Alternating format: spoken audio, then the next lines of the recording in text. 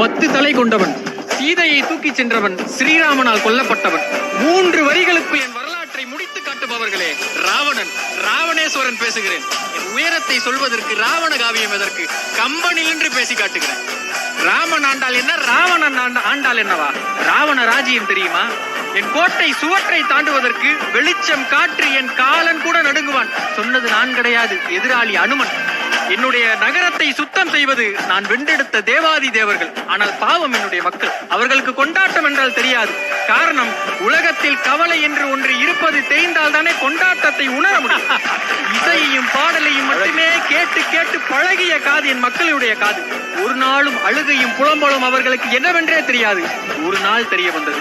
அண்ணா என்று ரத்தம் சொட்ட சொட்ட சூர்பனகை ஓடி வந்து என் காலில் கிளந்த அந்த நாள் அவர்களுக்கு அழுகை தெரிந்தது. யார் என்ன சொல்வது? எனக்கே தெரியும் என்னுடைய சாவிற்கு காரணம் நான் செய்த தவறு. யாராவது சொல்ல முடியுமா என்னுடைய கோபமும் தவறு? வரலாறு முழுக்க வீழ்த்தப்பட்டால் அவன் வீரன் கிடையாது, அப்படித்தானே? இனி 3 உலகத்திலும் என்னால் வெல்லப்படுவதற்கு எவனுமே கிடையாது என்று 20 கைகளையும் சும்மா வைத்திருப்பது எப்பேற்பட்ட கொடுமை. பாவம், யானைகளோடு சண்டை போட்டுக் கொண்டிருந்தேன். சிவபக்தன் நான். கைலாயத்தை தூக்கி பார்த்தால் என்ன என்று தூக்கி பார்த்து தோல்வி அடைந்தேன். ஆம், தோற்று போனேன். ஆனால் ஒருபோதும் அது என்னுடைய சிறுமையில் சேர்க்க சொன்னது கிடையாது.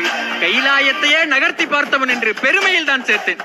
காரணம், காண முயலெய்த அம்பு என்னுடையது கிடையாது. யானை பிழைத்த வேலேந்தியவன் இந்த ராவணன். நண்பர்களே, ஒட்டுமொத்த காப்பியமும் ராவணனை அரக்கனாக பார்த்தது. ஆனால் ராமனை நாயகனாக பார்த்தது, கடவுளாக பார்த்தது. ஆனால் இந்த அரக்கன் மட்டும்தான், அவன் கடவுள் மட்டும் கிடையாது, அதை விட பலபடி மேலானவன் என்று வேத முதற் காரணன் என்று பரம்பொருளாக பார்த்தேன். அப்படிப்பட்ட ராமன் வேதம் உள்ள வரைக்கும் இந்த உலகத்தில் பேசப்படுவான் என்றால், எதிர்த்து நின்று செத்து போன இந்த ராவணனும் உள்ள வரைக்கும் பேசப்பட்டுதான் கொண்டிருப்பான். ஒரு முறை சுற்றி பாருங்கள். 10 தலை சரிவதற்கு முன்னால் இறுதி போருக்கு சென்று கொண்டிருந்த அந்த தருணத்தில் சொல்லிவிட்டு தான் சென்றேன்.